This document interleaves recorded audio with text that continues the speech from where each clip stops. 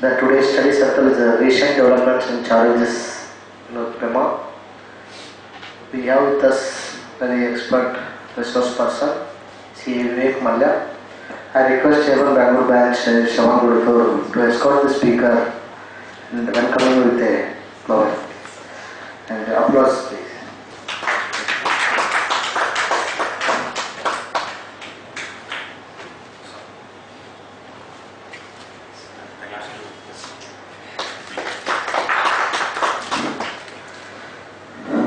Members, we have a couple programs in the month of September and October.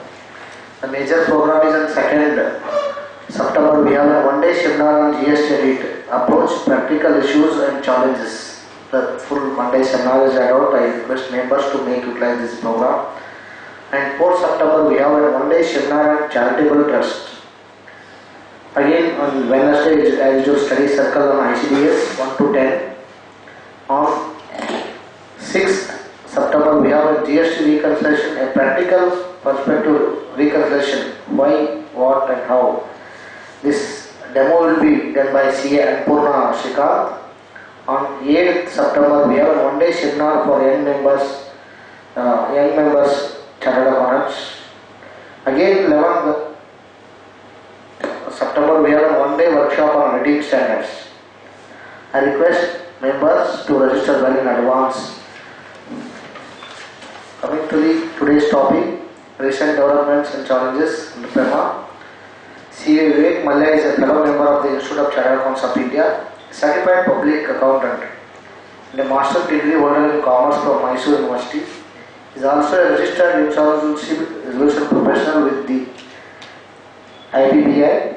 He practices as a chartered accountant. His practice area include international taxation, income tax, foreign exchange management, corporate revival and restructuring and banking matters. He is the immediate past president of Keshava Seva Samiti NGO working for child education and health across 110 slums of Bangalore, educating over 30,000 children. And presently also he is serving as an independent director as ONGC. With this brief introduction, I present before you CA Vivek Mallya. Over to Vivek. So I think if you're comfortable, you can move to the front. Otherwise, if you're comfortable where you're sitting, then it's fine. So it will be easier to look at one direction. Nonetheless, it's fine. So thank you for hosting me here at the Institute. And this will be my 30th or 31st presentation at the Institute of FEMA. Books are getting bigger. Matters are getting more challenging. What used to be a one volume FEMA manual is now a 2 or 3 volume, depending on which publisher you buy from, FEMA manual. So life is getting more complex with FEMA, and we will go through some recent developments in FEMA, and some of the matters which we will discuss are quite radical, and these are not happened in FEMA since 1999, since I've been practicing in FEMA. So some of the things which have happened in the last 6 months, I've taken 6 months as a cutoff from January 1, 2018, 6+ months. A lot of things are radically different from what it used to be before. So there are a lot of people who are watching this live also, so it's important that we cover most, important recent development, but at the same time I'll also brush upon how FEMA works. I usually begin my session on how FEMA works. FEMA works with, obviously the FEMA Act as a underlying regulation, or rather let me say underlying legislation. Then there are regulations, for example regulations on transfer of security, regulations for external commercial borrowing, regulations for overseas direct investment. All of these are regulations which have been prescribed by the RBI in the past. I will tell you why in the past. And then there are rules made by the central government, current account transaction rules, for example. So there is an act, there are rules, and there are regulations issued by the RBI. So it's unlike other laws like Companies Act, which have act and rules. Here it is act, rules, regulations.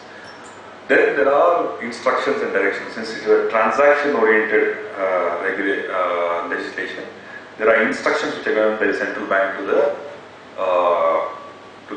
to its constituents, which are the banks, and the banks thereafter to its constituents, which are all of us who are deposit holders or borrowers of the bank. So all directions of the RBI are now encompassed under something called master directions. These consolidate all the regulations which have been, all the changes which have been made in a circular format and circulated across banks are consolidated into a master direction. So these are the things we need to remember. If you want to study a specific transaction for your client, then you may need to rely on the master direction as the first stop or the first place to go to, and thereafter look backwards into, if required, if need be, into the Act and the rules or the regulations correspondingly. But the beginning for any other transaction related matter would be the master direction or what used to be called master circular earlier. So that's that. Then there are certain regulatory authorities which enjoin FEMA. One is RBI, of course. Then there is Foreign Investment Promotion Board. What used to be called Foreign Investment Promotion Board no longer exists. There is a portal called Foreign Investment Facilitation Portal, which actually acts as a facilitation for foreign direct investment and approvals you need from the central government on this matter. Sir? Can I ask questions? Or, Yeah. basically, how do we use the master direction? Up until that date, whatever master directions are there, we don't have to look back into the past notification service because they'll all be there in that master direction. And then whatever notifications that came after that, is that how we kind of use it? Okay. Very interesting question. I don't have a simple answer, but from my past experience, I tell you that look at the RBI website first. RBI website has a notification column. In the notification column, there is FEMA, and under FEMA, there are master directions. That is the start point. These master directions, be very careful as to the updated, up to date. So look at the latest master direction. Obviously, if it is there in the website, it's the latest master direction. Try not to rely on books, because books usually don't catch up as fast as obviously the website does. So rely on online, rely on the RBI website, look at what date it is updated up to. There are times where you may need to go back into the Act. For example, if you go into the Foreign Exchange Management Deposit Regulation, there are certain benefits available for a person resident outside India for opening and maintaining bank accounts outside India. Whereas in the LRS it is available to a limited extent of $250,000 for a resident, but if you are a person resident outside India, it becomes unlimited. So then what is a person resident outside India? That master direction need not necessarily give the answer always. So when you're reading the master direction, there are certain terminologies which we take for granted. For example, if you say NRI, NRI under deposit regulations includes OCI. So NRI under deposit regulations funnily includes OCI. So when you have these terms which are used in the master direction, always rely on the Act, because the Act defines who is the person resident outside India. Funny things happen that if I take up employment outside India and I have an employment visa on my passport, the day I go out of India, I become a person resident outside India. I need not wait for the 180 days, which is the minimum threshold under FEMA. So for or on taking up employment, for or on commencing a business, for or on doing vocation, you may become a non-resident or a person resident outside India. There is no word for non-resident in FEMA. There is a non-resident Indian or a person resident outside India. So master direction gives you a first place of reference, but if you want to advise a client in an opinion manner or rely on that master direction for a transaction defense, I will say transaction defense because banks push you back. Banks push you back citing certain old regulatory. For example, I can tell you that if you want to pay commission, agency commission for exports, FEMA used to be clear that it used to be maximum agency commission you can pay for export is 12.5%. FEMA doesn't talk about it at all, completely doesn't talk about it. So then how do you justify to the bank that commission which you are paying of 8, 10 or less than 12.5% is adequate? You may also sometimes need to go back to FEMA and say more stringent regulation used to have a higher benchmark and therefore FEMA cannot have a lower benchmark. So master direction gives you a start point. But if you are opining to your clients or if you are defending your case with a sales dealer, you may need to go a little further into it. Another thing about FEMA is once transaction is undertaken, once the transaction is undertaken through banking channels, not through banking channels, which means then responsibility sometimes goes and falls on the bank. Sometimes, not always, sometimes goes and falls on the bank for having executed the transaction. So under 10(6) of FEMA, responsibility shifts sometimes. Section 10, subsection 6 of FEMA, responsibility shifts to the bank. It's not always, but sometimes. Non-compliance, obviously, non-filing, etc., you are responsible primarily. So look at the master direction as a start point. I think this is a little dated, but it's updated as recently as August 1, 2018. These things keep changing now. Earlier what used to happen is we used to have master circular for the entire year. July. Every July it used to come. Now master directions are being updated for a technical reason. Lot of things have changed in FEMA. FEMA is a transaction, like I said, it's a transaction oriented tax. Act used to say that there are current account transactions, there are capital account transactions. There cannot be a third form of transaction. Current or capital, there can't be third form. Act used to say that central government is to govern current account transaction. Capital account transaction, RBI used to have the power to regulate. So central government used to specify or issue rules for current account transactions. But RBI used to have the powers to regulate capital account transaction. By capital account I mean borrowing, ODI, or overseas investment, investment into India, FDI, and all of this used to be controlled by the RBI. Now RBI's powers are curtailed. Now central government has the power to regulate capital account transaction also, effective Finance Bill 2015.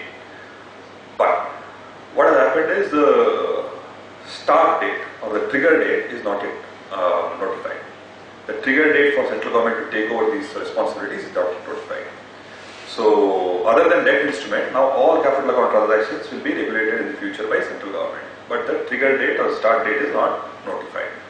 So what RBI is preferring to do is, they have a January 2016 master direction. Any changes which come about due to government policy, for example, foreign investment is a government policy, FDI policy. Any changes which come about in the FDI policy, they bring it into the master direction through an updation of the master direction. Or RBI changes certain limits, or RBI changes certain regulatory requirements. Then it comes into the master direction as an update on existing master direction of January 2016. So the base document is always master direction of January 2016, updated for any changes till August of 2018. Yeah, or I'm going with this. Anyway, so basically look at master direction as recent as possible. As recent as possible. Regulations are also changing. We will discuss that. Some regulations have changed quite dramatically, so we will discuss that as well. Apart from this, there is a Department of Industrial Policy. The last but one bullet there is the DIPP, stands for Department of Industrial Policy and Promotion. They are the people who know Ministry of Commerce. They are the people who help us with the FDI policy. They regulate the FDI into the country. So DIPP issues FDI policies. That is, latest is August of 2017, nothing after that. There is only one press note which has been issued by the DIPP after August of 2017. So there is only one press note. Otherwise, FDI policy is quite, stable as on date. So where you can view this, it's available in the RBI website. Very important change, what we are not used to in the past. For some reason, the RBI has decided that investments into India need certain, centralized reporting. Because FDI is quite significant in terms of quantum of dollars which come into India as foreign direct investment, and the reporting is dissipated. By which I mean, there is, once you receive money in India for foreign investment, there is advance reporting form, ARF. For allotment of shares, there is another form called GPR. Then for transfer of shares, there is FCTRS. Then for issue of convertible notes by startups, there is Form CN. And multiplicity of forms capturing multiplicity of details. So what they have done is they have consolidated all reporting vis-a-vis a company which has FDI into FIRMS, which is Foreign Investment Reporting and Management System. They opened this up for between June 18th to July 12th or something like that, and they shut this down. The law was, as it stood, if you are a FDI if you are a company which has foreign direct investment, you should have registered your entity with this between those days. If you have not done it, it says extantly that you are not eligible for receiving any further FDI. So quite important. We have a significant audience also online, but remember that if you have not registered your entity under the FIRMS, as the law stands today, you cannot have any further FDI in your company.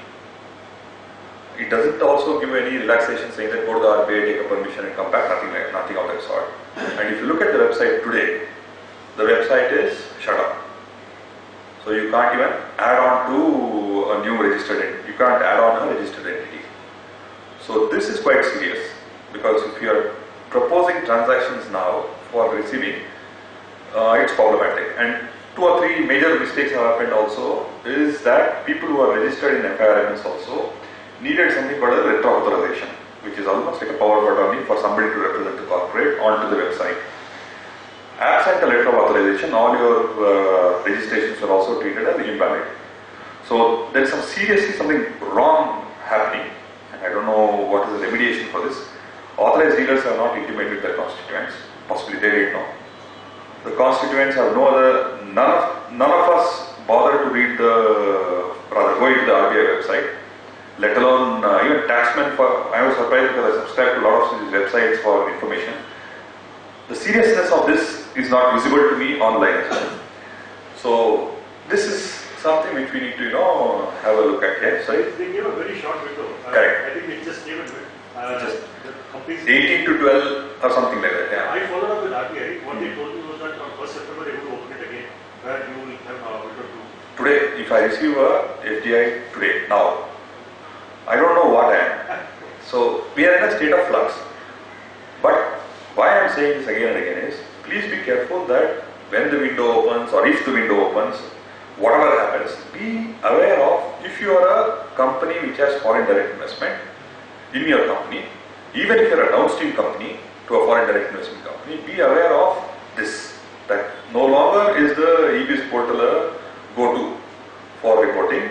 FIRMS seems to be the future portal for reporting and consolidated information for the RBI.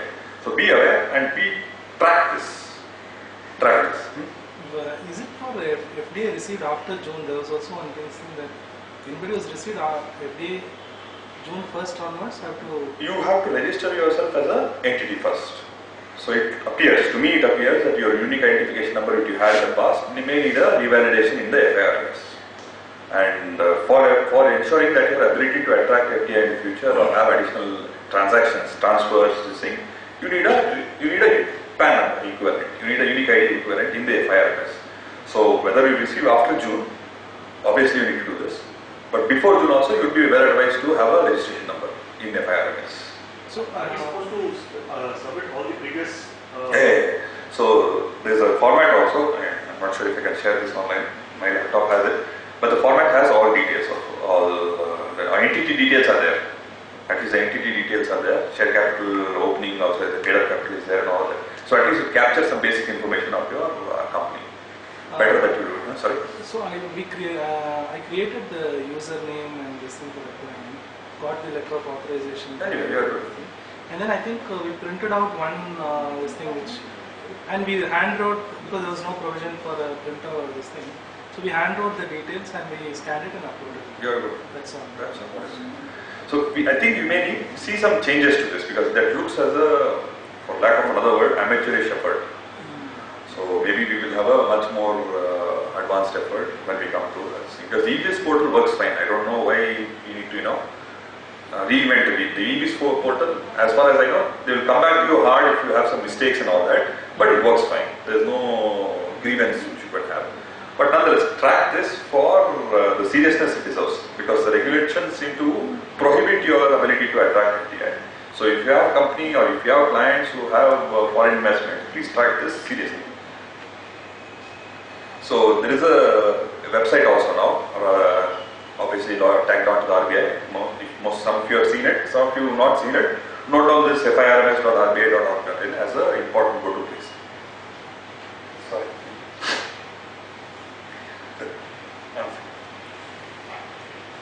So in March of 2018, March 26th, I have not cited the numbers of this, but just the dates are important. March 2018, there is a significant change in certain FDIs. one second. I have to sneeze, but it's just not coming. So, NBFCs used to have a problem because there was fund-based NBFCs, actual borrowing, lending, accepting deposits NBFCs. Then there used to be non-fund-based NBFCs, which are like investment advisory companies, asset management companies, and the like. So all of them had different ceilings. There used to be a lock-in for some, there used to be a minimum capitalization for some. All of these are now. Looks like NBFCs are now 100% FDI allowed. So if there are NBFCs which you have registered with RBI, then it's 100% FDI. So all these complexities of having a fund and non-fund-based NBFC seem to be dissipating. Then there's a very interesting change. What used to happen in the past is, if you have an investment into India, there used to be obviously a shareholders agreement between the Indian promoter and the foreign investor. Under the shareholders agreement, they used to nominate or specify who will be the auditor. And generally it used to be Big 4, Big 5, Big 6, whatever these firms are. So they used to say that this firm would be an auditor for the Indian subsidiary or Indian joint venture as a precondition to the shareholders agreement. Now, as after March 2018, if these prescriptions are there in the shareholders agreement, it is necessary for you to have an Indian auditor, not part of the network of the global net, not part of the global network, which is now which was mandated to be your auditor under the shareholders agreement. So, if you have, for example, investment by a major private equity fund, which has nominated a Big 4 firm or Big 6 firm or Big 8 firm as your auditor, you now necessarily need to have a domestic auditor into your as a joint auditor. So come March 8, these accounts, March 19 and onwards, you need a domestic auditor also. So this is a significant change. Most of you will be auditing or helping multinational companies or private equity investment companies. These become important. So they need to comply with appointment of a domestic auditor. One more change, maybe not relevant to the context. Here in India there is a 49% cap which has been prescribed, that Air India will not have more than 49% investment FDI. Real estate broking services. Earlier there used to be a problem as to brokerage firms. Are they subject to the restrictions of real estate business? Foreign investment is not permitted in real estate business. And there used to be a debate as what is real estate business, whether it is actually buying and selling land, or buying, acquiring, constructing property and then selling it, or brokerage services alike to it. All these matters used to be complicated in the past. So now the clarification is there that real estate business does not include real estate broking services because they fall under the services category. So services 100% FDI is allowed. This clarification has come now. And another clarification which is important as far as real estate is concerned is if you have commercial space, you are an FDI company, you have commercial space or office space which is excessive and you want to rent it, commercial renting also is excluded from real estate business. So commercial renting excluded from real estate business, brokerage business excluded from real estate. Therefore, no FDI restrictions. Another major problem used to be specification as to what is, there is something called single brand trading which happens. For example, Levi's, all of these major brands operate in India as a 100% subsidiary. Now, the law used to be that if you are operating in a single brand retailing effort, 100% FDI is permitted, subject to the condition that 30% of the trade which you do should be sourced from India. 30% domestic sourcing was a precondition for single brand retailing. So, retailing effort generally used to have caps on foreign investment or restrictions on foreign investment. Single brand retailing first was given certain relaxation with a condition that 30% of the trade volume will be sourced from India. Now they made it a little more beneficial that 30% volume either you can source from India or source from India for sale in India, or you have incremental sourcing for your foreign effort. For example, if let's say Levi's, for lack of another example, Levi's has a branded chain here in India having their own single branded stores. They should either source 30% of the denim from India and thereafter use that denim for trading in India, or if they are sourcing denim from India and exporting it out of India, the export volume will also be counted for the 30% compliance. So either you make in India or make from India. So this seems to be the requirement as far as single brand retailing is concerned, benefiting the domestic industry. Either you make in India or make from India, one of the two you do. You are okay with as far as the 30% domestic sourcing criteria is concerned. Important for almost all major designer brands. So all major designer brands will have this challenges, especially in a city like Bangalore. Traditionally, Bangalore used to be the hub for sourcing garments. Even continues to be sourcing garments is major here. Liaison officers, project officers, etc. have been here for decades. So this becomes very important for the city of Bangalore. Then there are certain lot of relaxation. We used to go to the RBI for permissions for things like swap of shares. That I give up some Indian shares in my company and I acquire foreign company shares. So there's a share exchange. I give shares, I take shares. So there used to be a swap. And swap always used to be debated as to the value or dollar value of the swap. So that is first said that chartered accountants need not do the valuation for swap. Merchant bankers do valuation for swap. So we still, as practicing chartered accountants, we still cannot do valuation for swap. We can do valuations for everything else, but we cannot do valuation for swap. For swap, it is still merchant bankers. Second, swap used to be a approval route. You necessarily have to go to the RBI for a permission to swap shares. For example, Indian company says, I'll give up shares of the Indian company. I'll allot some shares of the Indian company to a foreign investor, and the foreign investor allots his company shares to me. So there's no monetary flow. We mean in dollar terms, but there's a flow of value in terms of share certificates. So for these swap transactions, merchant bankers have to value, and thereafter RBI permission is no longer required as long as you fulfill the sectoral criteria. For example, you cannot do this possibly in a defense sector company. You cannot possibly do this in finance, banks, insurance companies and all that, but you can still do it in an automatic route company. Any of these automatic route sectors, you can go ahead and do swaps without RBI permission. Again, pre-incorporation expenses, pre-operating expenses, all these you to go to the RBI for. Instead of wiring these monies, the foreign company would say, you wire me shares, you give me share certificates. All these are now under the automatic route. Another important change, again March of 2018, slightly controversial but nonetheless important. Immovable property acquisition by a non-resident, the person resident outside India used to be a no-no. Relaxations have happened over the decades. Obviously, NRIs and OCIs were excluded from any of these restrictions. NRIs and OCIs were excluded. NRI and OCI can invest in real estate in India, commercial and residential, but cannot go into agri sector, but cannot go into farmhouses, cannot go into tenancy development rights and do real estate business in residential. So even today, NRI, which means a person, or OCI, a person of NRI is a person who holds Indian passport, OCI is a person who holds a foreign passport. That's the difference. Person holding Indian passport staying outside India for an extended period of time, NRI. Person holding a foreign passport but father, grandfather of Indian origin, OCI.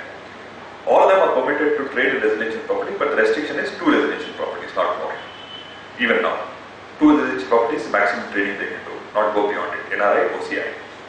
In commercial, there is no cap on this. So now this immovable property regulations of 2018, again, mind you, this is a new regulation. So whatever we've studied in the past of 2014, 2012, gone. Now there's a new immovable property regulation of 2018. This supersedes all previous immovable property transaction mandates. Then liaison officers, branch officers, project officers, FDI invested companies necessarily have to file Form IPI within 90 days of acquiring immovable property in India. For example, branch officers used to acquire space, used to acquire commercial property. Liaison officers also are permitted to do so, which means foreign companies are permitted to acquire offices in India, no problem. But you now have to, you always needed to file, but most people ignored. Now Form IPI is mandatory within 90 days of acquisition. The problem is if you don't file Form IPI intimating that you acquired immovable property in India, at the time of sale and eventual repatriation, you may find repatriation impossible. So a lot of multinational companies in Bangalore sell their land, which they've held for years, they make more money in selling land than the years of operation they've done in the city. Many major transactions are FDI companies having land which are sold to real estate developers in Bangalore. Any major development will be that in Bangalore. Confidently claim top 5 developers prefer that as a mode of acquisition, acquiring real estate rather than acquiring from domestic residents. Now foreign IPI becomes important because remittance outside India for the foreign company which sells land now requires a foreign IPI evidence of IP. So this is important. Property as collateral, never any restrictions. So again it continues. So if FDI company or a branch has a immovable property, that can be collateralized obviously for borrowings in India. The very interesting change is no non-resident is permitted to hold real estate in India. Non-resident, no OCI, no NRI status, non-resident is not permitted to hold immovable property in India. Now there is a change that citizens of Afghanistan, Pakistan and Bangladesh who are minorities in their respective countries, which means Hindus, Jains, Parsis, they name the minorities, Christians, etc. Minorities in these 3 countries can acquire immovable property in India. So Afghanistan, Pakistan, Bangladesh, these 3 countries, people who are here on a long-term visa but continue to hold their citizenship in those countries, but are minorities in those countries, can acquire immovable property in India. So that is now permitted, and there is a route to citizenship for them in India. India never used to. The nationalization is the only process of acquiring citizenship. There never used to be a process for granting citizenship. 1 or 2 exceptions, major exceptions are there, but you cannot become a citizen of India. Full stop. If you have your Indian passport, you can't get it back again. So most people prefer not to give up their Indian passport for one reason, because you can never be a citizen again. So there is no possibility in law. Now there is a route for citizenship for minorities of Afghanistan, Pakistan and Bangladesh, and therefore consequently once they become citizens, they don't need this, any of these compliance requirements. So if you are on a long-term visa, comes up. Interesting things we are talking here. So if you are in the long-term visa, but from these 3 countries, and there are significant number of them in Bangalore city alone, Bangladesh especially, they can acquire immovable properties. So, but there's one technical reason that you have to intimate the Director General of Police, or you have to intimate the local DGP office and do your acquisition, FRR. Sorry. So for a person of Indian origin who's got a US passport abroad, he can acquire a property in India. Provided he has a OCI card. People falter on that. Non-acquisition of OCI card may sometimes lead to invalidation of the transaction itself. So the regulations are very clear. Who's a OCI as defined under the Citizenship Act, under the OCI law, regulation is very clear. So if you, at the point in time of acquiring property, if you don't have a OCI card, the property may be disputable. The transfer itself can be disputed. So be careful when you're doing this. And they also need to file their IPA form? No. OCIs and NRIs don't need to. Person resident outside India or non-OCI, non-NRI need to file IPA. So repatriation is still under the automatic route. So if you sell these immovable properties which you acquire, you can repatriate the entire proceeds, but the original investment should have come in through Forex. You cannot invest through NRO rupee account and expect a repatriation in dollars. For example, NRI OCI are permitted to have NRO rupee accounts.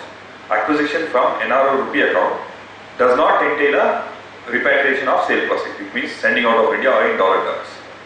So you have to acquire in dollar terms for you to be able to repatriate in dollar terms. The 2 property rule continues, which means NRI OCI cannot sell more than 2 residential properties in their lifetime.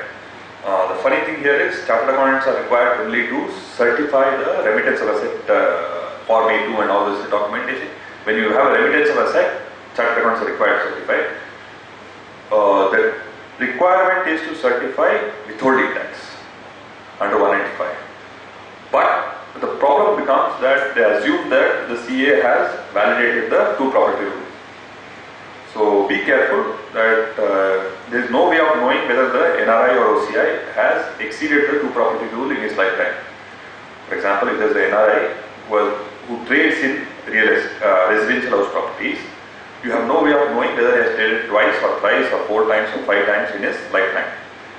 So do not exclude it, either exclude it from your scope of a certificate or take a letter of representation to justify what you are saying. Don't expose yourself to the RBI and regulators on these matters. Then there are certain ceilings for NRI OCI investment into listed company shares. So if you have a client who is a listed company, very few of us will have, but nonetheless important. NRI maximum is 5% individually, 10% collectively, and I think FPIs are 24% collectively and 10% individually, which means individual NRI cannot have NRI OCI cannot own more than 5% of shares of an Indian company, and collectively all of them cannot own more than 10%. Similarly, FPIs have certain restrictions. Now, these investments made by earlier, what used to happen is the listed companies used to be responsible for reporting. Now, banks are also responsible for reporting NRIs holding in deposit accounts. So, authorized dealers also now necessarily have to report NRI holdings in listed company shares. So, this adds on to, if you are doing audits of banks, this is very important for you. Another important thing is May 2018 onwards, a lot of changes have, there are certain changes in 108 of the Customs Act on information supply to Department of Revenue Intelligence. Now banks are mandated to give detailed listing of all transactions inward and outward on any constituent at the will, beck and call of the DRI. So, for example, you may not have any pending case against you. You may not be under whatever. So, if the DRI requires your information, there is a specified format in which banks are mandated to give your transaction history in dollar terms, inward and outward, to the DRI. So, from May 2018 onwards, all your international transactions, you can rest assured, are being tracked by people who possibly want to track your this thing. So this is now automatic rule. They don't need any information or warrant or any of these things. Automatically it can be given. This NRI cannot own more than 5% in Indian company. Yes. Listed. SEBI also doesn't matter law. FEMA also doesn't. Private company, any company. No. Listed. Listed. Traded on the stock exchange. So another important, very important thing is, this may change the dynamics of how we do audits and also how we comply with this thing is, two things have happened in the recent past. One is Section 90 of the Companies Act is changed from June 18. You need to now have natural person level information on the beneficial owner. I'll say again, let's say you're an Indian Bangalore based software company. You have an investment from a venture capital fund in Mauritius or Cyprus or Singapore or wherever else. You need to know now who is the beneficial owner at the passport level under the Companies Act Section 90.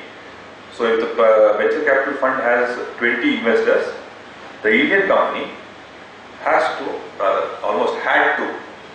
So there was a deadline also, 30 days from August, I think 18 or something it dated, I don't remember the right dates. You had to issue a BEN 4 form, beneficial owner 4 form, and they give information in some other BEN form, PEN form, and that had to be filed with the ROC. If you have not done it, it's a punishable offence under the Companies Act. So now if you are an Indian company having private equity investment or venture capital investment, under Companies Act, you necessarily should have obtained a declaration of beneficial owner at the passport level. Who is the passport level holder of the private equity firm or the venture capital firm? Almost what information which I gather from what the limited sources have, significant amount of money has gone out of India and come back into India under FDI. Into these companies which are box office companies. In box office means in our office there is a box. In that box is that company, post office box. So we call it the box office companies have significant investments in India which are Indian money, Indian owned, Indian controlled. So now Companies Act has a threshold of 10%. So if a foreign entity owns 10% of your share capital, then you need to know, or more of the share capital or controlling interest or voting rights, you need to know passport level information of the beneficial owner under Companies Act. Under the KYC master direction of June 2018, banks are now required to obtain this information from you as a FDI attracting company if the voting rights is more than 25%, 24% I think, 25% control, sorry. So be careful that as an auditor of these companies or as an advisor to these companies, you may now need to worry about beneficial owner of your shares. Earlier we used to restrict ourselves to KYC issue under the FCGPR process to the entity having good standing with the bank overseas. Now you need to know who they are individually. Sorry? Bank has taken UBO declaration, ultimate beneficial. Is Same. it the same thing? Same. Ultimate beneficial owner is nothing but a natural person level, natural person, it means a passport holder level identification of the human being, of the shares concerned. And with ROC, what should I find? BEN3 or BEN2, I don't remember. BEN4 is a request for information. Company has to issue it within 30 days from June 18, 2018 or something like that. BEN4 should have been issued. If not, issue it now. And they give information in BEN3, I think, and BEN2 or BEN1 you file. One of these four. Section 90 and rules there to clearly specify what has to be done. It is only if it is an investor is a 10% of forward. or is it even a company in Mauritius? If it's just a holding. If you have Goldman Sachs Mauritius having investment in a company, you need to know who is Goldman Sachs natural person owner. If it is just a parent subsidiary, it's just the. You need to know who the parents natural person owner is. These things are natural, happen in normal course in Singapore. In India, it never used to happen. So now you are obliged to make it happen. So if the natural person is Indian, you are in serious trouble. That Indian natural person is in serious trouble under the back law if it is undeclared. If the Indian company is a 100% subsidiary and the parent is in the US, and the US parent has maybe 10, 15, whatever number. 500, 1000, 8000, 10,000, 15,000, doesn't matter. Law doesn't give you exemption. So you need to have that information. And ROC also doesn't give the exemption. Or only the majority shareholder of the parent, that is enough. Sorry? If the majority shareholder. Read Companies Act. From way I read it, there is no exemption. FEMA, KYC, bank is required to obtain this information, no exemption. So they need human being level information. So be careful of this. Then another two major changes which have happened is there is some norms for customer identification. Just read this KYC. If you are interested in what is the future anywhere in the world, this is follows the US and Singapore models of KYC. Read this regulation. Fantastic, very cutting pace, but fantastic opportunity for chartered accountants. This will keep you busy for a year. So, but if you comply with customer identification and customer due diligence, two separate things. Banks are now supposed to customer identification and customer due diligence, which means health as well as information. This is, the reading itself is very tough, but nonetheless this is also not supposed to be done. And thereafter, if the banks identify certain suspicious transactions or they note cash transaction, they have to immediately intimate it to Financial Intelligence Unit, which is the CBI or CD office. So be careful that this is now serious. Or if you are doing bank audits, all of this become applicable to you as an auditor of the bank concerned. So suspicious transaction is, for example, I received some money from overseas in dollar terms. There is no corresponding transaction. I received some money.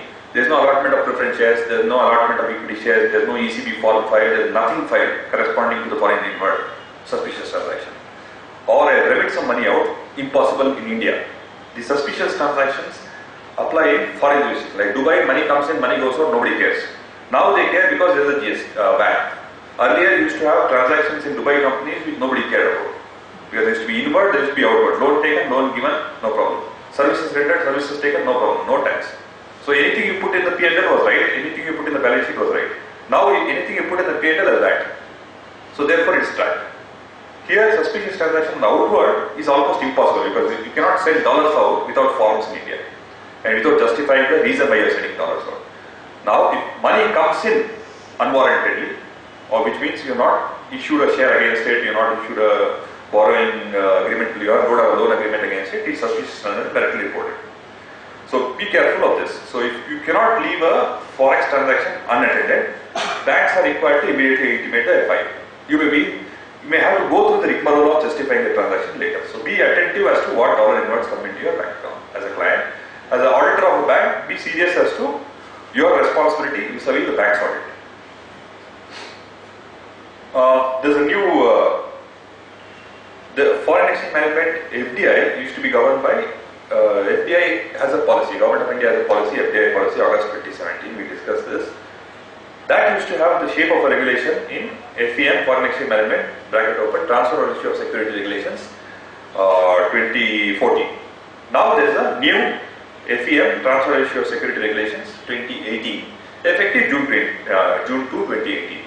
Nothing significantly has changed. Some of the changes we will discuss it in the ensuing slide, but now don't look at old FEMA regulations for foreign investment. There is a new 2018 regulations. So these override FDI policy of August 2017 obviously and other master directions in the past. Some changes, again June 2018 there is a new LRS regulation also. Nothing changes significantly. LRS is liberalized remittance scheme. Individuals can send out up to $250,000 for approved current and capital account transactions, no problem, per year, which means April to March basis, per year you used to send it. No HUF. HUFs obviously don't enjoy the benefit of liberalized remittance scheme, and trusts etc. obviously don't enjoy it. There are certain forms which have been prescribed, but opening of bank account outside India permitted. For ensuing capital account transaction, which means acquiring shares outside India, permitted within the $250,000 limit. But compliance is required. Let me rephrase. LRS doesn't give you a clean sheet to do whatever you want up to $250,000. For example, if you invest in a foreign company's equity shares outside India as an individual, you are permitted to do so under LRS. Correspondingly, you are also obliged to file Form ODI for obtaining a unique identification number for the shares which are acquired consequent to the remittance. So you are required to fulfill with ODI. LRS is not a blank check for investment. So the capital transaction which you undertake has to be reported to the bank. For example, shares ODI. For example, acquisition of immovable property outside India.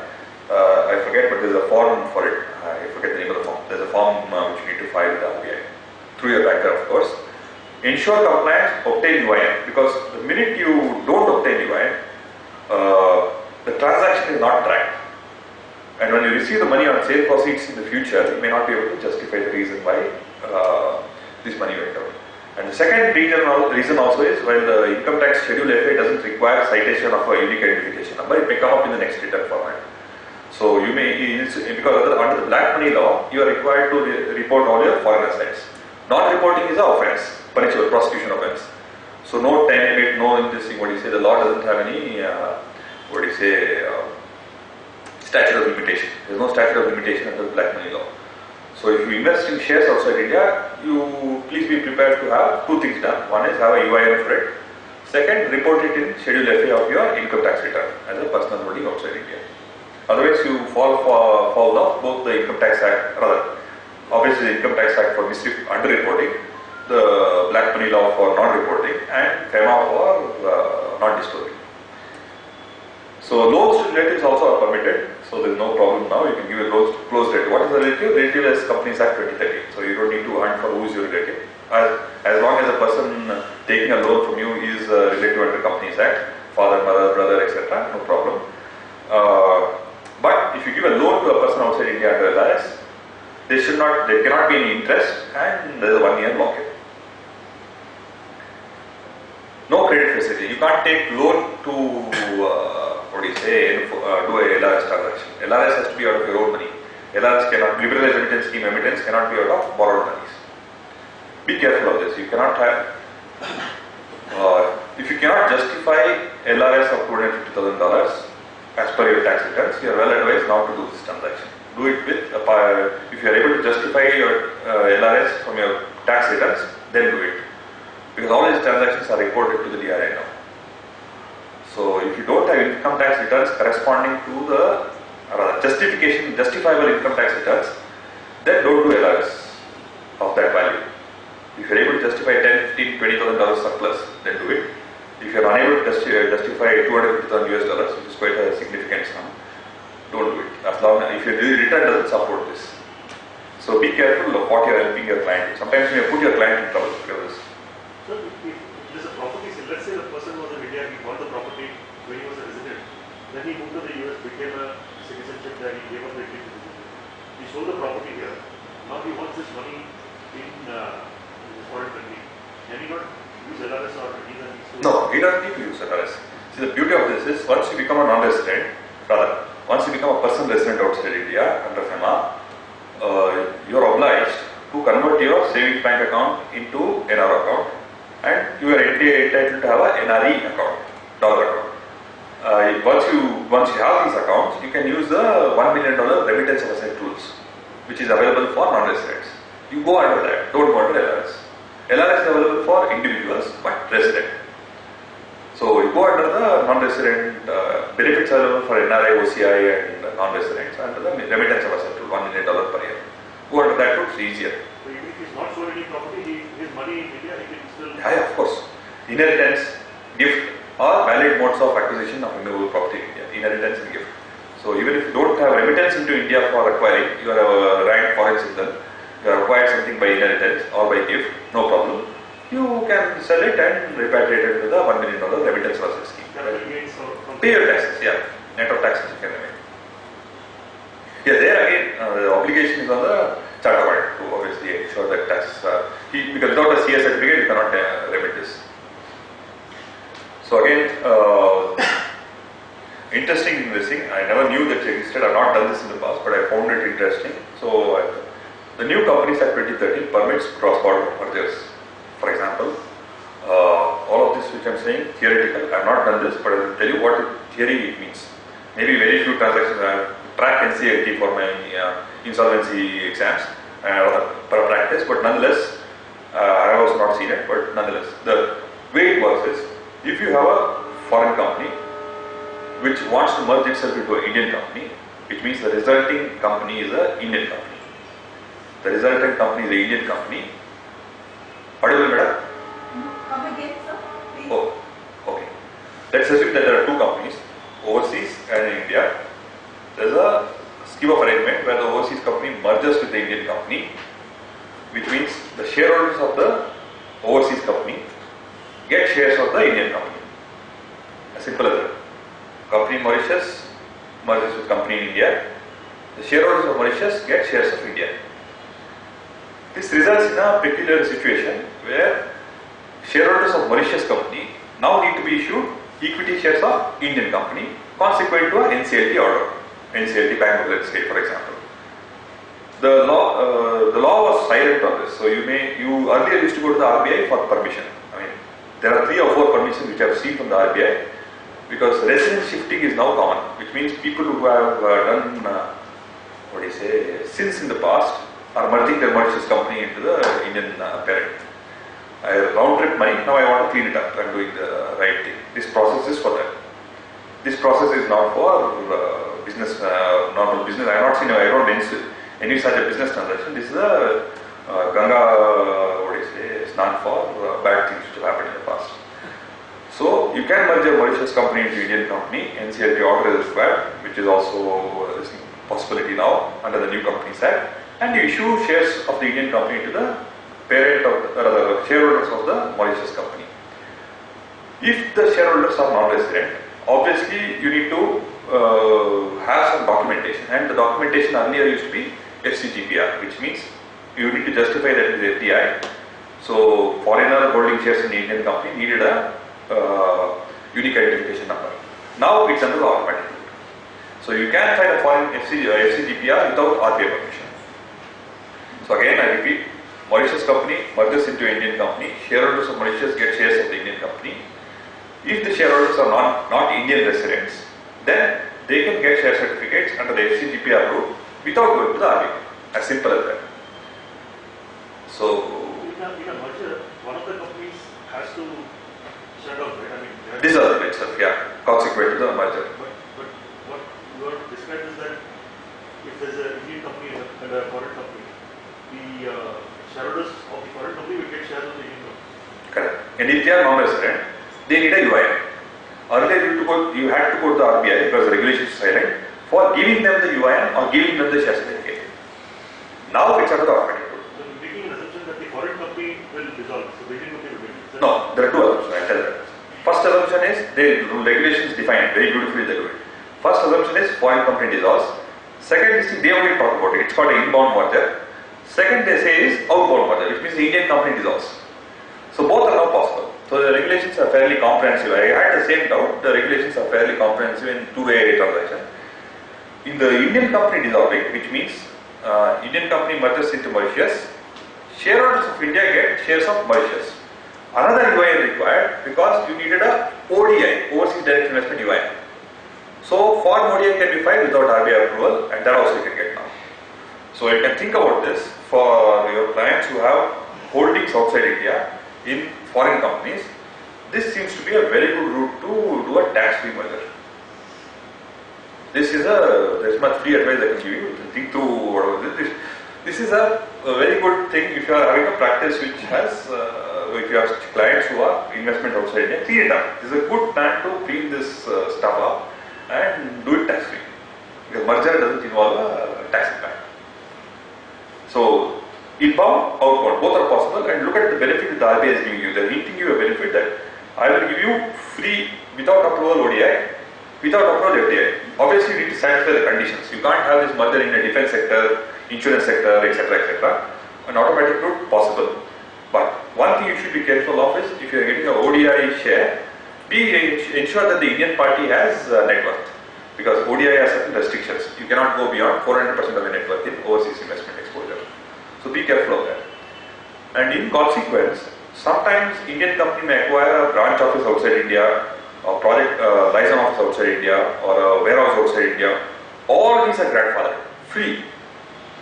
So it's a very good thing to start considering consolidation of operations. You can actually put value in India of your international operations. So if you are an Indian company which have dissipated foreign holdings, you may have a good opportunity to clean this stuff up. So if you need to know how to do it, ask me. So this is important. So very important circular, good thing for practice. Then August 1, 2018, there is a new master direction on reporting. So what they have done is any report under the RBI, reporting, obtaining emails, all of this they have consolidated into reporting. So you don't need to worry which form to look for, which transaction. They are beautifully, concisely put in a master direction, single master direction.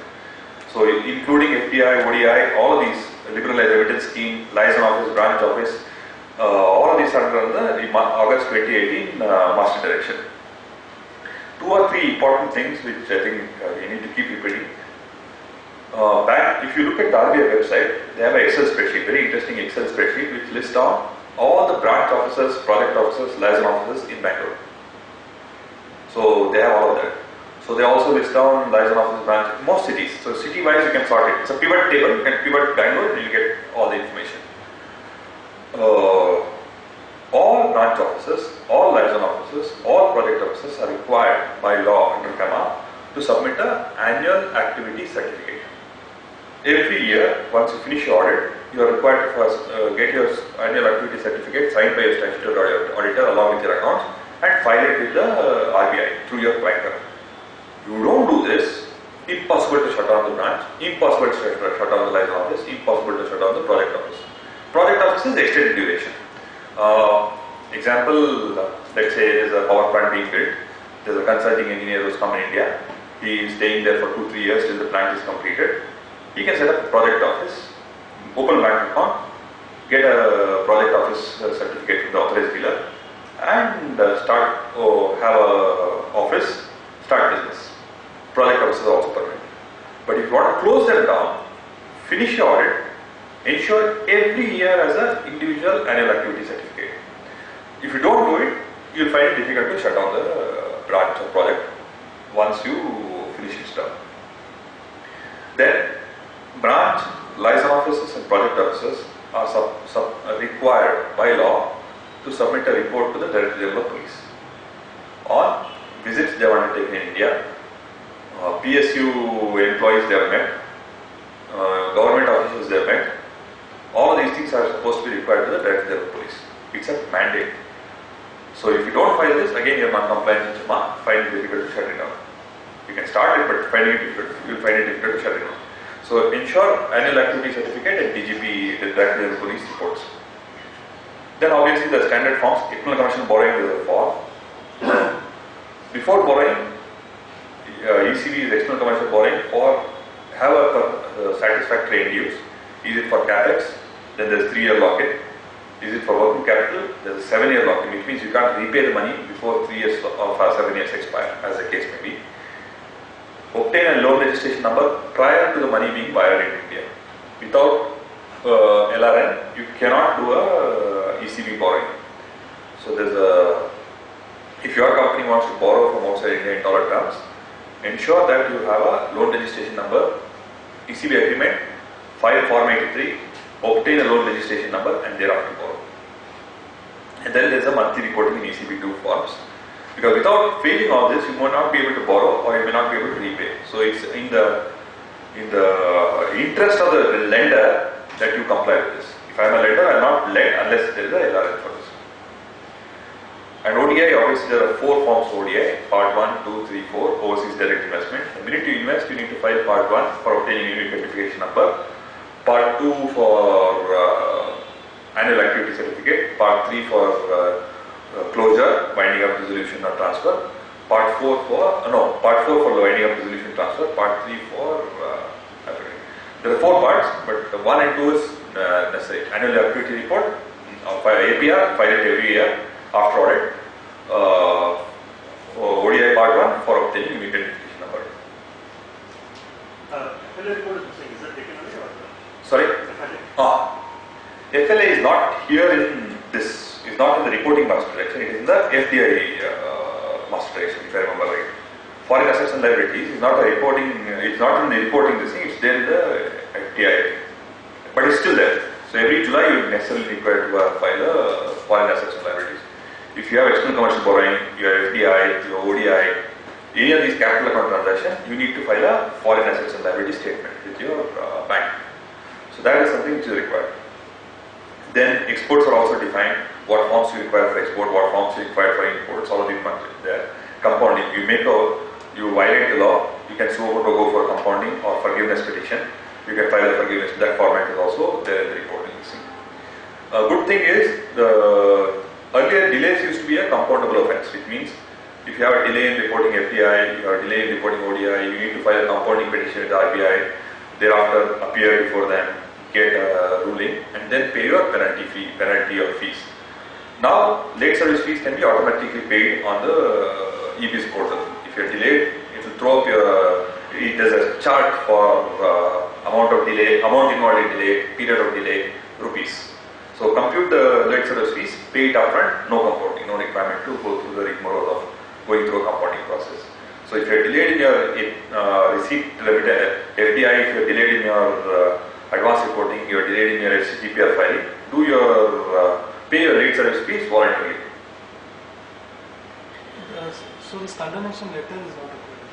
Condemnation letter is not required if you are paying your late service fees, but there can be steep sometimes, so you may need to take a call. What is the consequence of not doing that? Because many times we don't even get the KYC from the bank after the FDI is come. They give us after 2 months, 3 months. We have no choice, we have to file with No. So, okay, let me step back. After many years of this problematic situation, now I realize that there is a solution for this FDI. One, don't take FDI unless you are prepared. Your homework is ready. It's a nightmare. 3-4 things you should ensure when you are doing it, you are taking in FDI. One, be clear as to how much you want to receive. Get a valuation done first. See how much you want to take. Arrive at the rupee value of the FDI. To the rupee. If it is 9,999, you ask for remittance of 9,999 and not rupee more. Charges to remitter. So banks can be given this instruction. First, you ensure the dollar value or the rupee value of your transaction is crystallized, not the dollar value. Rupee value of your dollar investment is crystallized. First, you do that. Second, obtain KYC as part of conditions precedent to the shareholder agreement. In your shareholder agreement, have annexure 7 as a condition precedent or annexure. Otherwise, impossible to follow this up. Agree that a lot of debate, discussion, etc. happens because foreign banks are reluctant to give KYC declaration if the relationship with the company is not extended. I need to have a 1-year relationship, 2-year relationship with the client until which I will not give the KYC. Those situations also arise. Make it a condition precedent for shareholders agreement that you will give me a KYC as per Annexure 7 of FEMA. Second. Third, have all documentation required under Companies Act prepared. Because I'll make it ready for allotment or ready for issue at the stage of even before the receipt of FDI. If you do these three things in good hygiene, you should be very clear, easy in your EBS portal process. Any of these you fail, you're in trouble. As an auditor, you're frustrated. As a finance department person, you're frustrated. Follow up, you frustrate the other also. It's impossible. Do this as upfront hygiene. Don't even go into this. Similarly for ODI. Hygiene first and then the transaction. If it is not, don't even, as Java account, you're well off not doing the transaction. It's harassment. ಇದಾಗಿಲ್ಲ sir, delay ಆಗ್ತದೆ sir, ಇದು ಬರ್ತಲ್ಲ sir, ಏನೋ ಬೇರೆ ಮಾಡಿ sir, RBI ಹೋಗಿ sir, ಏನು ಆಗಲ್ಲ. Just don't do it. So if you have an option, don't do it. If you don't have an option, do it well. I think particularly you have to be concerned about the foreign exchange Conversion. Yeah, So it's such a simple thing. See, many times I fail to understand why we go wrong. You can give the remitting bank, USA, Mauritius, Singapore, wherever in the world, you can give an instruction saying, net of all charges, I need to be credited INR 99 crores, 999 lakhs, 99,999 rupees. That was specified. Charges to a remitter. For him, it's a $40, $50, $120 charge. Maximum I have seen is $120 service charge. Do it, no? For all the harassment you go through, and everybody does. We are overwhelmed with FDI. Somehow also including me, we are overwhelmed with dollars. I have a small, I go to Singapore quite often, and if my colleague bills there, my friend bills there, the only question we ask on fees is, sir, is it subject to TDS? Fees extra Kerala. They will never ask what is the fees. But if you practice in India and you charge for value, sir, can yes, sir, just say somehow we are fascinated with dollars or forex. We pay, we are very good paymasters when it comes to foreign chartered accounts and foreign lawyers. Indians pay the top dollar fees to foreign chartered accounts and foreign lawyers. Indians are the worst clients you can have as far as domestic practice is concerned. So I may also pay some time, but I also do the same thing. But nonetheless, we get overwhelmed with the transaction. We forget attention for details. Don't get overwhelmed. It is a shareholders agreement. It is the old school Companies Act form. You need to issue a share certificate for which there is to be a remittance which has to be recorded in a balance sheet. Make it as simple as that. Life will be easier. Remember, your balance sheet also should not show share application money pending allotment nowadays. Because company law also will violate. And FEMA, you need to necessarily send back that 99 rupees also within 180 days if there is a delta excess receipt. If there is a short receipt, you have to reduce the number of shares. Impossibility of performance. So be very clear on your hygiene. Sorry. FCGPR normally what are the late fees if it is like 2 months? Much. I don't remember this offhand, but up to 10 million, there's a ceiling up to $1 million US dollars. It's quite nominal. I think it may be in thousands. It cannot be much more than that. But once you exceed the $10 million, then it becomes percentage. So be very careful. So look at. So all the FEMA also is a trade-off. As an advisor to if you are advising big clients, you may need to do a trade-off. Is it easier to go through the compounding route, including your fees, or is it easier to pay rate switch fees? So you do a trade-off. Compounding, sometimes you may end up with a lower, if you have a justifiable reason for doing so. I have seen compounding where RBI finds that they have justifiable reason. They are honored to refund only regulator anywhere in the world, only regulator which will refund your 5,000 rupees compounding application fees also. They will give it back to you if there is no penalty. They will give you a receipt, they will give back your application fees also. Demand draft 5,000, they will say take it back. Most honorable regulator, to be frank. If you are in the right, if you are in the wrong, they can be as dishonorable as you want them to be. So then there is a new, again, we discussed this. Okay, some of the things which we discussed. Now there is a new foreign exchange management transferability of security regulation, which means FDI now has a new 2018 regulation. Whatever we read in the past is more or less history. So prepare for invert. We discussed that. Companies Act. Again, don't fall foul of Companies Act provisions as far as allotment issue or transfer of shares are concerned. Valuations. Other than swap, chartered accounts are empowered value. Remember, on the ODI, be very careful. Above $5 million US, chartered gross exposure, you cannot certify. Chartered account cannot certify. Not, and generally for ODI, Indian chartered account should not certify valuation. I cannot certify the valuation of a Singapore company because I don't understand the context in which the Singapore company has to be valued. Domestic law, domestic tax regulations, some demand lying with the local income tax authorities, something else is there, laws change, the regulations change in that country, FDI is not permitted for this sector, we don't know all those things. So, lot of chartered accountants, Indian chartered accountants, certify valuation of foreign companies for ease in documentation. It's a, what do you say, for lack of another word, it's a disciplinary issue. As far as the institute, it's impossible. You can't certify the valuation of a foreign company. And even if you can, you're knowledgeable to do so, you should not honorably do so. That way, second, even if there's a chartered accountant in practice society, if it's more than 5 million, CA cannot do it, merchant banker has to do it. So above 5 million, merchant banker, swap, no CA can do it, merchant banker has to do it. So be careful of these things. Don't certify this, get in trouble with the RBI. So you neglect your responsibility with these things, you may get in trouble with the RBI. Don't certify the item. Now under the Companies Act, they made it mandatory for Yeah. September 30th, I think now, no? There's still some time. The registered valuer process. Is that what you're talking about, sir? Yeah. Section 145. So September 30th onwards, you need to be a registered valuer with the IBPI, Insolvency and Bankruptcy Board of India. You need to pass a valuation exam, 50-hour classroom, and pass your exam, and then you are a registered valuer. So there are 3 categories: one for shares, one for real estate, and all those things, and for engineering. So after September 30th, or one of these dates in Companies Act, chartered accountants should not certify allotments also, unless you are a registered valuer with the IBPI. So be careful on valuations nowadays. September is 2008. Yes, now. They extended it. It was April, they made it September. So again, there are so many things which are happening. Sometimes it's impossible to keep track of this, especially if you are an individual practicing chartered accountant. Please speak to friends. So shamelessly you ask them, because what's happening is we are just overrun with the changes which are happening. Every regulation is changing, and it's changing so fast and rapidly. Unless we are in touch with each other, it's impossible to perform a reasonable job.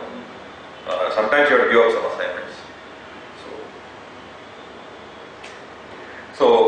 Okay, what used to happen in the past need not be necessarily true. Be careful of your assignments now. See, there are 3 or 4 things which I found challenging now is, we don't take letter of representation for FEMA certifications as chartered accountants. For anything you do, take a lot. Simple valuation, for example, discounted, we discussed this in many presentations, discounted cash flow is not your obligation. So management obligation is to project the cash flow. You are just being a compilation, it's a compilation exercise for you. So don't stick your neck out for somebody else's valuation effort. You may fall foul of 56 of Income Tax Act, you may fall foul of FEMA also. And you need to now write. The funny thing about EBS portal is, it's managed by kids just out of college. So they underline anything. For example, in a CA certificate for FEMA, the law is that you need to follow internationally accepted valuation principles. Correct? So they need these words, internationally accepted valuation principles in the CA certificate, otherwise they reject the certificate. So be careful of these things. So what is internationally accepted, you have to assume. You write your story, that why I chose this method, why I chose DCF, why I did not choose net worth, why I did not choose PECV, why I chose something else, CCI. Write what you're doing. Because lackluster and simple, the value of this shares is, as per me, is $15 or 15 rupees. Doesn't work. You need to write what valuation methodology you're using and why you're using that and justify it. So maybe that's why regulators also prefer a registered valuer rather than a chartered accountant in the future under Companies Act.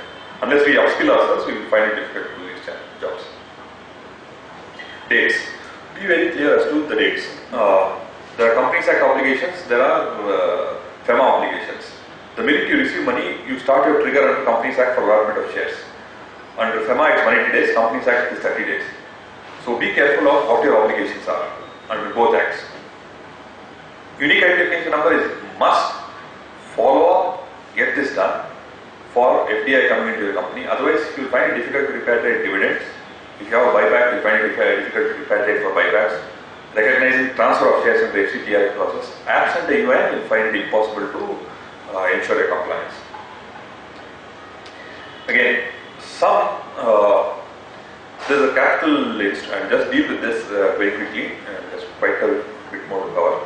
FEMA is expansive because every transaction has a unique regulatory perspective to it, so we'll be flying all over the place, but nonetheless I try and make it as interesting as possible. Capital instruments are under foreign direct investment. There are only few capital instruments. For example, equity share is a capital instrument, entailing voting right is a capital instrument. Convertible compulsorily and fully convertible preference share is a capital instrument. Compulsorily and fully convertible debenture is a capital instrument. Only these can be attracted and under the FDI now. If you are not fully convertible, if you are not fully and compulsory convertible, you become a borrowing. So you go under the ECB regulations. You will not fall under the FDI norms. So whether you are FDI or whether you are ECB, it depends on what your investment nature is. So if it is not fully and compulsorily convertible preference share, it is a ECB. And reading through the shareholders agreement sometimes is very difficult nowadays because they are bulky documents and there are optionality clauses hidden in these agreements sometimes. So don't blindly certify FDI for valuation or anything else. Don't blindly advise. Optionality clause, if there is an option to convert it into equity or retain the preference character, it is not FDI, it is the ECB. And these optionality characters are disguised in the shareholder agreement. They are disguised saying that the term will be determined by performance. For example, if you perform well, I will convert. If you don't perform well, I will not convert. Whatever way it's said, it's option. And once there is an option, it's not FDI. So don't fall foul of your reporting, because if it is ECB, there are serious obligations because it's a lock-in criterion. Money is locked in for 3 or 5 years, 3 or 7 years, depending on whether it's capital expenditure or working capital. If it is FDI, there is obviously no, end-use restriction also, and there is no lock-in also. Other than real estate development, there is a 3-year lock-in.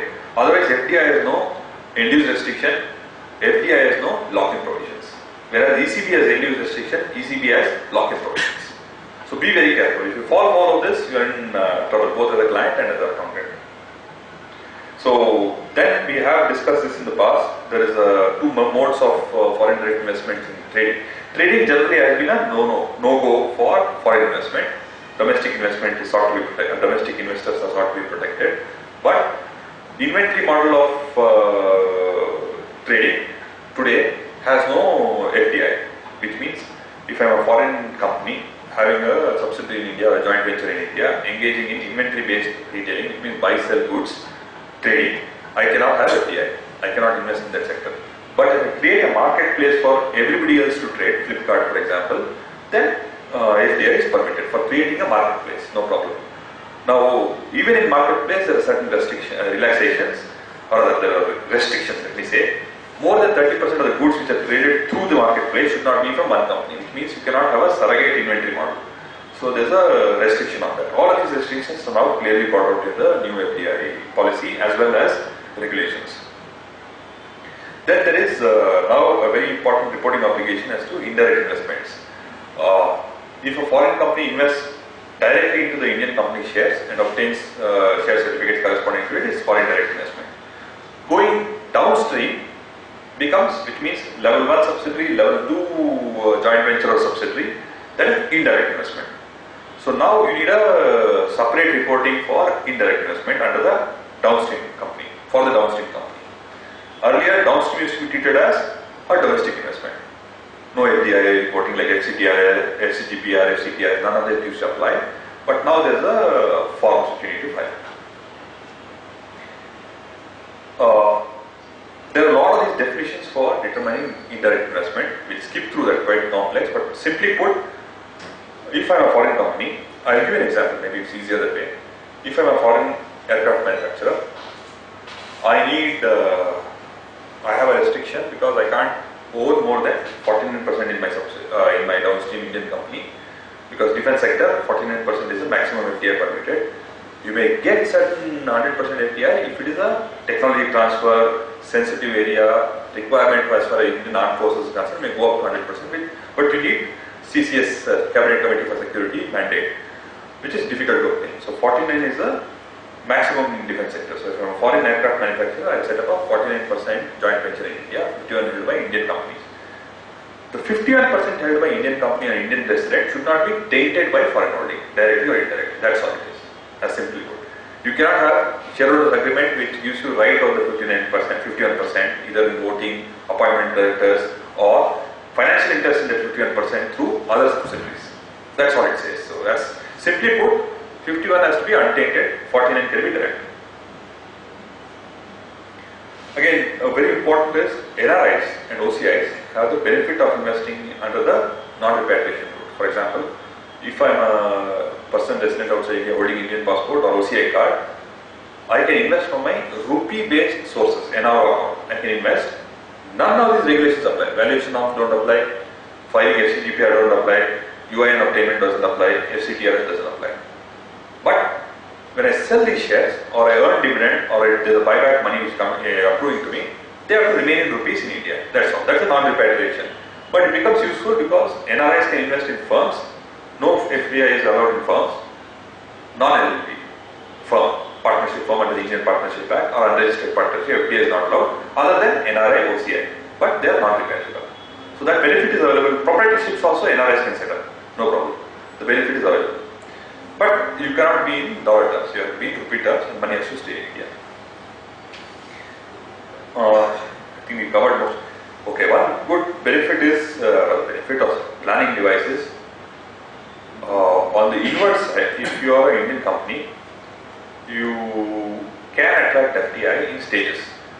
So up to 25% of the share value can be staggered over a 12-month period, which means if my share is 100 rupees, I can receive 75 now and 25 within a 12-month period, no problem. So I can have partly paid shares. Earlier partly paid shares were not permitted, fully paid shares are permitted. Now partly paid shares are permitted, but 25 is the maximum deferment which you can do. So you can plan your thing. This applies for exit also. So you can defer your exit, so if you're an Indian company, Indian promoter, selling your share, you can defer receipt of 25% after a period of time, 12 months. Share warrants I will not discuss because sometimes now under the new Companies Act I have not seen the word share warrants. Share warrants are prevalent under the 1956 Act.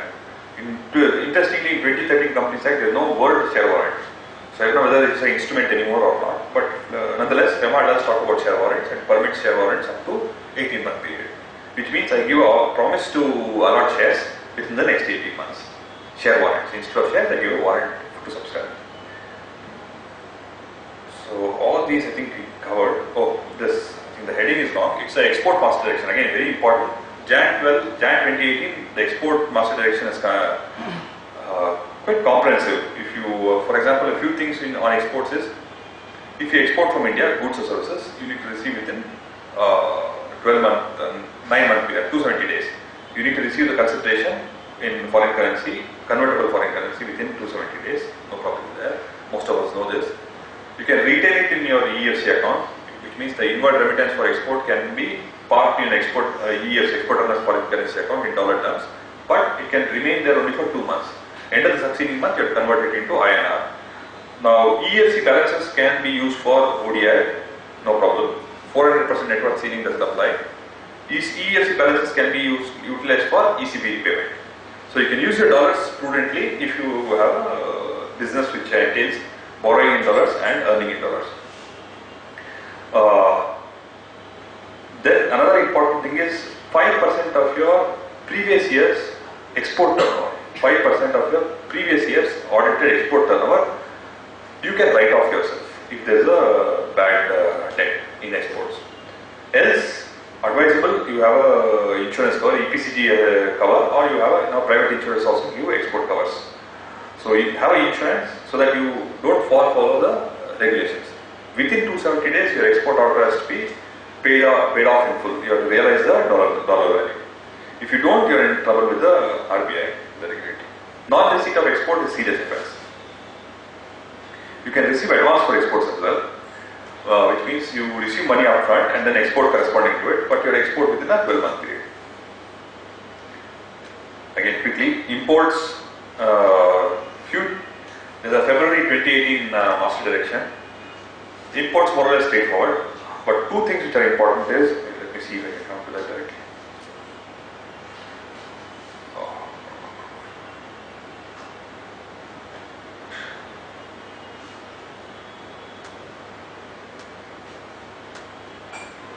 One second. Age is catching up with me. I used to remember all of this by heart, but now look back at my notes. Okay, very important as far as audits are concerned and imports are concerned. When you remit money out for import, there's an outward remittance memorandum which is created, which means even before the good comes, you can pay in advance, no problem. After $200,000, you can pay in advance. Above $200,000 to $5 million, depending on your track record, your banker can permit you to pay in advance. ORM is a very important term now, which means outward remittance memorandum is created. It's not there in the slide, so don't bother looking at the slide, it's not there in the slide. ORM is an important remittance related memorandum which is created, and it has to be set off against a bill of entry. So you pay for imports, you need to have a bill of entry to set off this payment. Now there is a import data management system online. It's called IDPMS, Import Data Portfolio Management System. As an auditor of a company which is importing, or as a banker who is auditing, as an auditor who is auditing banks, you have access to the IDPMS system. You are now required to track bill of entry to ORM, outward remittance memorandum. So every dollar outward has to be tracked to a bill of entry and matched off. So if there is a mismatch, then it means that you have paid for something which you are not imported corresponding to it, value terms or in transaction terms. You can have one import and multiple outward remittances, no problem. You can have multiple outward remittances and one bill of entry, no problem. So one bill of entry can be set off against multiple ORMs, or multiple ORMs, multiple bill of entries can set off one ORM, no problem.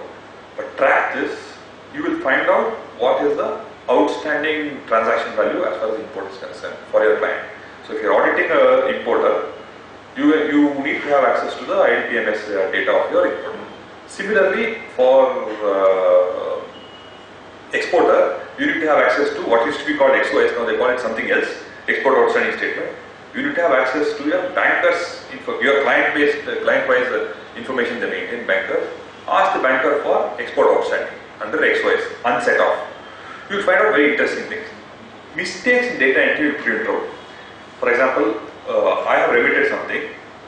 I have imported, I have a bill of entry. Corresponding to it, I have remitted. Bank has not updated the bill of entry into the IDPMS, you are in trouble. Because banks don't maintain this documentation properly. They do, but sometimes your bad luck, if they don't have a tracking for your bill of entry for your money, you are in trouble. That you have sent some money out, there is no corresponding invoice. Similarly, in XOS, you have received some money, there is no corresponding invoice, or there is an invoice for which there is no corresponding, dollar inward, you are in trouble. So please request, if you are auditing an exporter or importer, request the bank for client ID based export outstanding statement or IDPMS statement so that you know what transactions are outstanding. Funny things come out from there. This is only for physical goods. What about services? No, services, exports, software is tracked to Softex. Services, non-software, there is no declaration format. Services import, there is an A2 form, so there is an ORM. So you may need to track your invoice against that, but no bill of entry for obviously services import. But if you are importing software, you have customs declaration form that will be tracked in IDPMS. So therefore, all of these are the reasons why you need to, as part of your audit checklist, ensure you have access to IDPMS data of your client with the bank. You need to have access to XOS, which is export outstanding statement, of your client with the bank. Otherwise, you will not be doing a proper job of auditing the import and export. You won't know what's outstanding. So again, Another important thing is, these questions come up very often, is how much money can you bring into India as a foreigner, or how much money can you take outside India as an Indian going out for domestic travel or tour or business travel. If you are coming into India, you are a non-resident. If you are coming into India, you are a non-resident. You can bring in maximum $10,000 in cash for a foreign traveler's check. Cash and traveler's check put together can be $10,000. Forget your credit card. Credit card depends on your credit. Because it's not your money, it's the bank's money. Because you're getting a credit for it, loan overdraft for it. So maximum is $10,000 on the inward side. Out of the $10,000, maximum of $5,000 can be cash. So if you bring into India anything more than $5,000 in cash, you are in trouble under the Customs Act under FEMA. So maximum, if your friend is coming to India, $5,000 in cash is the maximum permitted.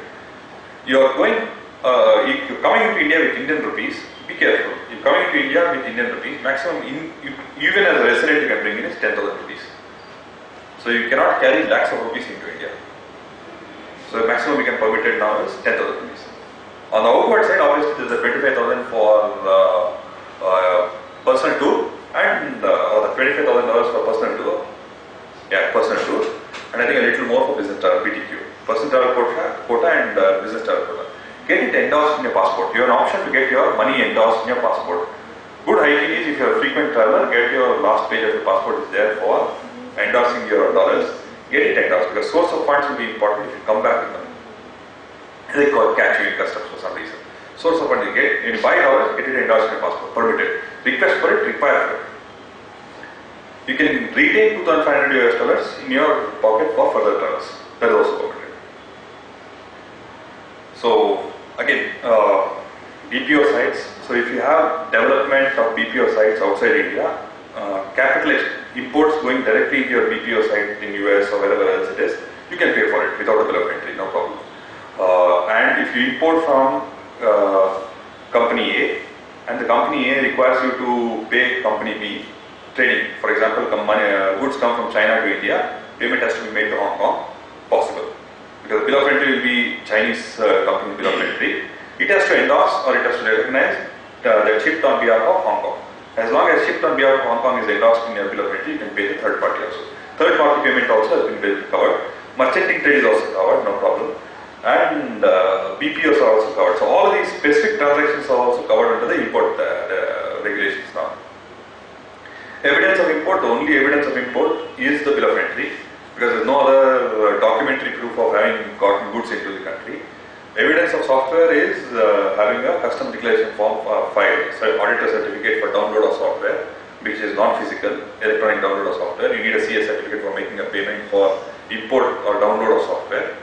So CS certificate for import of software, bill of entry for all other goods imports are the evidence of import. Lacking this, you will find it difficult to make a payment for imports. Can there be advances, or rather a credit facility, supplier credit? Supplier credit is also permitted, which means the overseas supplier can give you credit terms, no problem. But the maximum interest you can pay is LIBOR plus 100 basis point, which is a trade credit mechanism. So, another very important, if your import bills are not settled within 6 months, you need an endorsement from your bank that it's a trade credit. You can go up to 3 years. Bank can certify extension of import payments for up to 3 years. Above 3 years, you necessarily have to go to the RBI and obtain a loan registration number and treat it as a ECB. So pay your imports on time within 6 months. If you don't pay for your imports within 6 months, you need an endorsement from your bank for treating it as a trade credit up to 3 years. Above 3 years, RBI permission required for loan registration number. Can you pay through payment gateways? Of course, you can pay through payment gateways. The maximum you can pay through payment gateways is about $10,000. So about $10,000 you may need to go through the banking mechanism. Otherwise, payment gateways are also now permitted to pay for imports to $10,000 per transaction. It's not write off, it's write back. So you can write back a transaction. You don't need RBI permission to write back an import transaction. Which means I have imported something, my customer is not requiring me to pay for it, justifiably not requiring me to pay for it, you can write it back into your accounts. Tax obligations obviously follow MAT, etc. But nonetheless, you can write back. But can you set off imports against export? Yes, you can set off, which is the same counterparty. Which means the person who is importing from whom I am importing is the same person to whom I am exporting. Banks are permitted to permit set off for everyone. SEZ obviously they had a more relaxed regulation. Now all of us can set off if it is the same counterparty. So import, same party, export to the same party, bill of entries exist, export documentation, EDF form or soft text form exists. I can ask my bank to permit set off. You don't need to go to the RBI. There are two, three quick things, then we'll start. We have another 15 minutes left and try and see if we can finish. 3-4 things as far as in Bangalore. One important thing is the ESOPs are allotted back and forth, which means under the FDI norms, foreign nationals are allotted shares of the Indian company under ESOP, and under the ODI norms, Indian nationals are allotted foreign company shares under ESOP or ESPP. If under FDI, which means foreigners are allotted shares of the Indian company, Form ESOP has to be necessarily filed. 1 year, once a year, June. Every foreign national who holds shares of an Indian company under ESOP or ESPP, and he or she has to be an employee of a license office, branch office, or subsidiary or joint venture outside India or the Indian allotter. So Form ESOP has to be necessarily filed. On the ODI front, you need a unique identification number, even for ESOP. Because if you want to hold shares in a foreign company, you need a unique identification number for a long-term holding of it. Because when you try to sell it and get money in, you may find it difficult to justify the reason why this money is coming, unless you are UIN. And you may need ODI filing for also your compliance for holding assets in India or foreign assets in India, which means under the black money law or under the reporting format, you may need a UIN for that. It's only when you exercise, right? When you have a Of course. The option is not a trigger for reporting. Shares are the trigger. Employee stock option is not a trigger. The shares are the trigger. Holding shares are the trigger. Bonus shares, obviously if you have a valid FDI, bonus for the accruing to the FDI holder, natural course, you may need to file a form FCGPR for a bonus, but you don't need any prior permissions. Rights issues, again, foreigner is entitled to rights in the same proportion as other shareholders, Indian shareholders, as far as as long as they comply with the Companies Act is concerned. So bonus rights, again, no automatic route, no need for any RPA permissions. Merger, demerger, again, no problem. Any changes in shareholding, for example, I used to hold shares in company A. Consequent to the merger, my share certificate will change from company A to company C, which is the resulting company. No need for prior permission. But company C is required to file a FCGPR for new FDI, new allotment of shares. Let me see if I can put this much better. I hold shares in company A. Company A merges with company C, which means I as a foreigner get a company C share certificate. Company C needs to file FCGPR to give me a new UIN.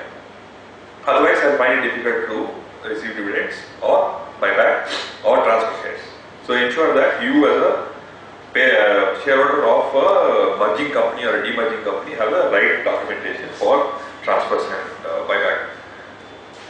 Again, NR to NR, share transfers of NR to NR, no problem. I'm all reading from 2018 regulations, so nothing much has changed from the past, but thought it better to just complete this. So FDI 2018, NR to NR, no problem. Valuation norms don't apply because there's no currency going back and forth in India. Shares of an Indian company traded between two non-residents, no problem. Shares of an Indian company transferred from NRI to NRI, automatic route, no problem. NRI to R, no problem, FCTRS has to be filed. NRI to R, no problem, FCTRS has to be filed. NRI to NR, RBI permission. Okay, let me read. NRI, OCI. To another NRI, OCI, no problem, automatic route. NRI, OCI to a non-resident or a person resident outside India, rank outsider, requires RBI permission because RBI doesn't know whether this original investment was under repatriation or non-repatriation route, which is it a rupee investment or a dollar investment. So pending investigation, no automatic route. So NRI OCI transferring to a non-resident company or a non-resident person, not permitted under the automatic route. Deferment, we talked about it, which means partly paid shares are also possible. Maintenance of bank accounts outside India for escrow also permitted. For example, I attract FDI, It will take some time for me to, I don't need the money now, I can keep it outside India till the time I need money. So escrow accounts are also permitted. Pledge. Foreign companies can pledge shares in Indian companies for raising funds abroad. So foreign companies having a valid FDI with UIN can pledge the shares of an Indian company with a bank outside India for raising funds, no problem. So most investments in India can be pledged under the automatic route. You don't need RBI permission for pledging shares of an Indian company. So other than that, I think 2-3 important principles on valuation, more important for chartered accountants in practice. When we did discuss that equity investments are under FDI. Any optionality clauses, any non-compulsorily convertible clauses, etc. go under the ECB regulations. Another interesting requirement under the pricing guidelines is that a foreign investor should not be assured of a return if he is coming under the FDI rules. So which means if I am a foreign investor, I invest in an Indian company, the transaction should not have a assured return for me. If I have a assured return, which means at the end of 5 years I will make 6% incremental or 10% incremental, 20% incremental, if there is an assured return, it goes under the ECB norms. It fails to fall under the FDI norms. FDI norms is risk capital. So I don't know what return will get. It is a risk capital. Equity is a risk capital, debt is a assured return. So using that principle, make sure that if you have certifying valuation for any of these companies in FDI, look at risk factors. Also inbuilt in the shareholders agreement. If there is assured risk, there is no risk, there is assured return, you will be in trouble for certifying it as a FDI. FDI has to be a risk capital. FDI cannot be a assured return debt instrument. So be very careful of that as far as audit risk. But when you sequence the events, the valuation is done Upfront. and then the agreement comes. Right? So the chartered accountant always claimed that when I gave the certificate, there was no agreement. I just certified or I gave a value based on the numbers that they provided to me. Right? Trouble. The reason is if you don't have a shareholders agreement, generally ideal situation, transactions differ. Ideal situation is if I am a chartered accountant, if they don't show me a shareholders agreement, I will not sign it. The reason is I don't know whether it's convertible. I don't know whether the options exist. I don't know whether there is a assured return. Anything is possible when you sign a shareholders agreement. So I will be risking my certificate at the whims of a shareholders agreement. And I cannot possibly certify saying that subject to these clauses under the shareholders agreement. Impossible. So you would rather wait for the shareholders agreement. Shareholders agreement can have a condition precedent that a certificate from a chartered accountant under internationally acceptable evaluation principles may fall within the range of investment. If it doesn't, agreement fails. I have used one certificate which was issued like a year ago, and after that we did 3 rounds or 4 rounds of funding from the same investor, same price, everything. And we used the same valuation certificate, saying nothing has changed, and the same thing applies. And there were fresh shareholder agreement, and RBI approved it. RBI can approve, RBI will approve anything. There's no question of RBI approving. The portal will take it through the normal course. That's what the Companies Act also says. Your certificate has passed through be pushed through the automatic state through process. Yes, they use that. It goes through the state through process. The trouble starts when there is a fight between the two parties on valuation, on buyback, or when repatriation has to happen. All of these problems emerge when you have to send money outside India corresponding to the share.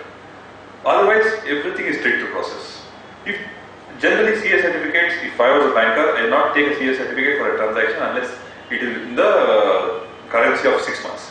It's 6 months past. If beyond 6 months, life changes. Pigs start flying. So, if I am a banker, 6 months is the validity for CA certificate.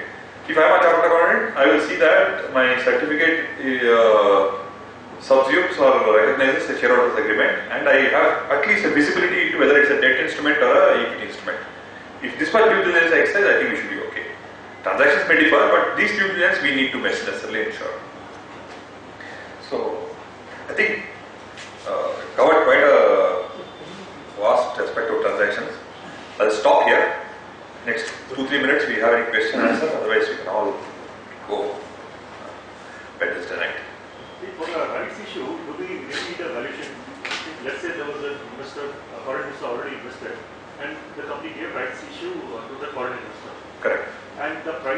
obviously was different.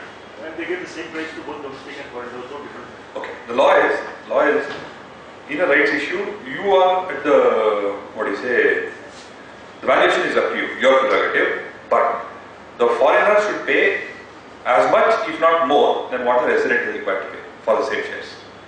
That's all the law says. The law says, as far as foreigners are concerned, or a person resident outside India is concerned, he is required to pay as much, if not more, than what a resident is required to pay for the same shares. But it's not mandatory that resident must also participate in the rights and subscribe. They can just ignore Okay. that. If you give up your rights in favor of the non-resident, No, maybe not give up. They'll just stay quiet. They'll not take any action. They'll not even renounce. I know what you're saying. If you don't, if it looks like a transaction where there is a collective renunciation by domestic investors and only the person resident outside India is the acquirer, you may be in, I don't know the answer to it, but if I look at it from a substance perspective, I think it's allotment rather than a rights issue. Allotment of new equity shares rather than a rights issue.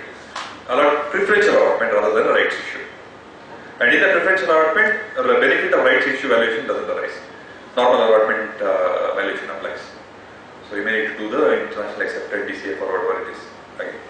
But here there's no renunciation. He was already a shareholder. No, I'm not saying non-subscription, In the non-enforcement. I don't buy it. In the subsequent round, they wanted to raise fresh money. The same minister wanted to put the money. So the rights issue was issued, and he got the rights. Okay, let me say again. If there is a collective action by all domestic investors not to participate in the rights process, and the only beneficiary of the rights process is a non-resident or other person resident outside India, it looks to me like a preferential allotment, both under the Companies Act and under the FEMA. So it looks staged. So let me put it that way. Then you are up to us to exercise our professional opinion.